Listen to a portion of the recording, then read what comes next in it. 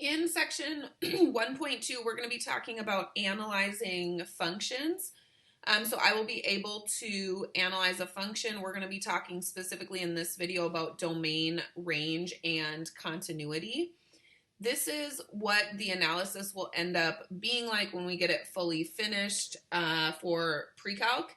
There's other things that you can analyze, but for our purposes, these are the things that we're going to be doing. Again, today focusing on domain, range, and continuity. So let's just go back and quickly review what a function is from Algebra 1. So remember that a function is a rule that assigns every element in the domain to a unique element of the range. Domain being your input values or your independent variable or your x values. All of those words are valid for domain. Range is your dependent variable, your output, or your y value.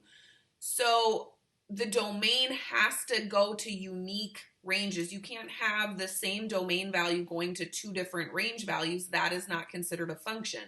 So on a graph, the way that you check this, so x values, so the whole x line is vertical. So this line right here is x equals -1. So these are all the x values of -1. We have one value on our function here, okay? One output for that at -1, the output is 1. And so we run this vertical line across the graph to see if the graph touches the vertical line more than once. So you may look at this and be like, oh, it touches twice. Remember, there's a closed-in circle here and an open circle here. So this is only touching this line once. At 1, this graph is at 1, okay? So run this vertical line across it. Again, here we've got an open and a closed circle, totally fine. So this function passes the vertical line test on a graph. So this is, yes, this is a function. In a piecewise equation, what that looks like is at the domain values, so we see this 1 repeating here. In this part, it's less than or equal to 1, where here it's just x is greater than 1. So the 1 is only part of the domain set in this portion of the graph and not this. So that's good, the closed circle versus the open circle. And then the 2 you see again in both cases, equal to on this one, just greater than in this one, okay? So the 2 is only part of the domain up here. In a table, you're looking for repeated x values or repeated domain values. All of these are unique. None of them are repeated. So that is good. Function. Take a look at this one. So we have a circle. This one fails the vertical line test almost instantly. So this one is touching 2 points on the circle. The vertical line is, so this one is not a function. So this one would be a no. This is what the equation looks like for a circle, if you remember in geometry. So if I just tried to solve this one quick, I would want to subtract this whole thing over to the other side. So I'm going to be left with y squared, and then I'm just going to subtract this. So I'd have negative x minus 2 squared, and I still have that positive 9. Then when you go to solve the y squared, you're going to square root both sides. Well, when you square root both sides, you need a plus and a minus root. So you're going to end up with the positive and negative root of all of this, which means when you plug in an x value, you're going to get an answer here, and you're going to have the positive version of it and the negative version of it. That's 2 answers for every x value you type in, bad. In the table, again, we see 2 domain values, the same domain value going to different range values. So this is bad. This is what it looks like to not be a function in a table, having repeated x values that go to different y values. Another example of a piecewise graph. So we're good on the vertical line test here, here, here. Then we get to here and we need to check. This one actually has filled in circles on both parts. So this one fails the vertical line test. So this one is not a function either, just like that circle. In the table, you'll see it says equal to 0 in both chunks of the graph. So in both this linear chunk and this square root chunk, 0 is plugged in. So that's bad. You can't have that. And this is what it looks like in a table. 0 comes back with 2 different answers. So that's just a quick review of looking at what a function is on a table. So we were talking about domain and range. So let's talk about what domain and range looks like on a graph. You did this quite a bit in Algebra 2. So we're going to come up with what the domain is of each graph and what the range is of each graph. Now in pre-calc, we're going to actually do what's called interval notation. So when we write it, I'm going to talk about that, but let's take a look at this graph first. So remember, domain is the x value. So you're looking left to right. Okay, so you're looking at where the graph starts, left to right. So this one actually has a starting point. So it starts here. And then left to right, we have no graph to the left, so we only have graph to the right. So it's covering all of these x values. Every x value here has a portion of the graph that it goes to. I like to think of the graph itself as like shooting paint at the x-axis. So if you could imagine that this curve is like shooting paint down at the x-axis. And so it's just covering all of the x-axis that gets covered by paint. That's your domain. So in this case, it starts at whatever number that was, -3. Okay, so this one starts at -3. So for you in Algebra 2, you probably said x's that are greater than or equal to -3. So this is using inequality notation. For pre-calc, we're going to use what's called interval notation, which uses hard brackets like this and parentheses like this. Hard brackets means equal. Soft brackets means not equal. Okay, so in this case, the -3 is part of the domain. So we're going to start at -3, and you read the intervals from left to right. So you start at the lowest x value. That's part of the graph, -3. It is part of it, so we're going to put a hard bracket here, comma, and then up until whenever this graph stops. So this one goes -3 up to the highest number on a graph, which is infinity, positive infinity. So we'll say -3 to positive infinity. And then you can never actually reach infinity, so we'll do a soft bracket. So if you want to write it in inequality notation, that's fine for now. You are going to have to do interval notation. So please be practicing interval notation too. So be writing down what it is, but then also practicing in the interval notation so that you can get used to that and kind of catch those mistakes before you're going to be graded on it. So then the range is the up and down, or the y value. So you're looking at the graph up and down. So again, this one stops here. There's nothing below here. There's no graph below here. So our range is going to start at this y value, okay, which is y equals 0. The graph keeps covering all of this, okay? We still have graph here covering these y values. So the y values are going to be 0 to infinity. So again, 0 is part of it. It's not an asymptote, so we're going to have a hard bracket on 0 all the way up to infinity, which we can never get to, so soft bracket. Or in interval notation, range is y value, or sorry, in inequality notation, y values are the range, so y is greater than or equal to 0. Taking a look at this next one for domain, this is actually an asymptote here. It's just an old calculator that actually puts the line there. So for this domain, we actually start here. It's not extending, or it would have been underneath here. So we're actually starting at this x value of 0. It's covering all of this up until this asymptote. So we've got x equals 0 as part of the graph, all the way up to the first break at 1, 2, 3, 4, 5 at x equals 5.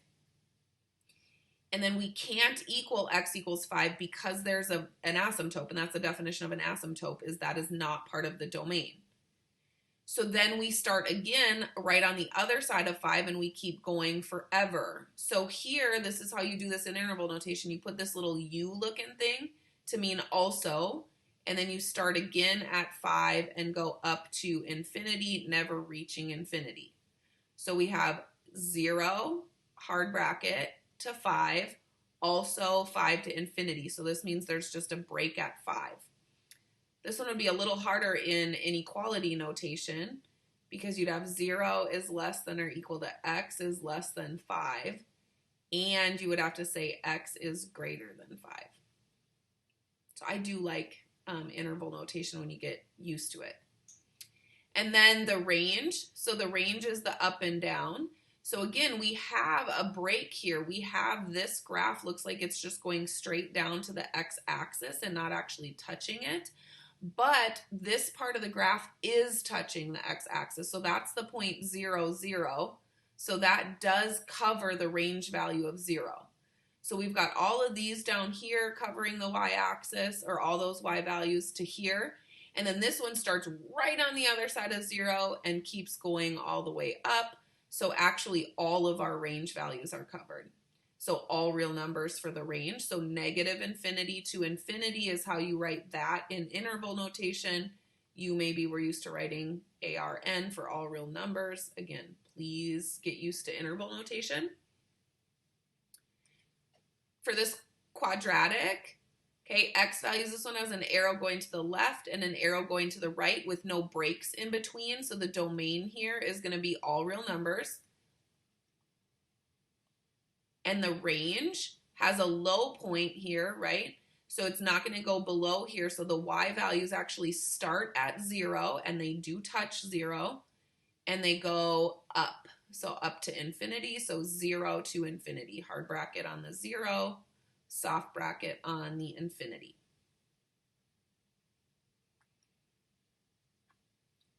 So let's take a look at, this one's very similar to that one we just did for domain and range. This one has arrows here.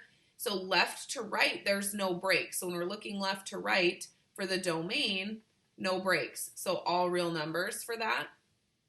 For the range, okay, very similar to the last one, except for now the low point is right here. Okay, and so I'm going to just say that that's negative 2.25 for the y value. So the starting y value, or the lowest y value, is negative 2.25, and it's going all the way up to infinity. Now, if this were flipped over, let's say it looked like this, and let's say that this point was the 0.27 or something like that. For the range here, you would say it's starting at negative infinity, because we always start low to high. So you would say negative infinity up to 7. So that's what an upside down kind of range would look like. Here we've got breaks in the domain. So we've got a break in the domain here at x equals 3. So for our domain, okay, we've left to right. Okay, you've got all of these numbers from way down here at negative infinity up to this break number of 3, then restarting and going forever. Okay, so your domain is going to be negative infinity to that break, not including either of these. Again, you can't get to infinity, and then 3 is not part of it. Also, then restarting at 3 up to infinity. So this is a break at 3. Range is similar. Okay, so you're way down here at negative infinity for the y's. It breaks here at y equals 0. And then starts again right above that line and keeps going to infinity. So your range is going to be negative infinity to 0, not including 0, and then it's going to start again right above 0 and go to infinity. So everything except 0. So in Algebra 2, you would have probably written this as y doesn't equal 0. And this one you would have said x doesn't equal 3.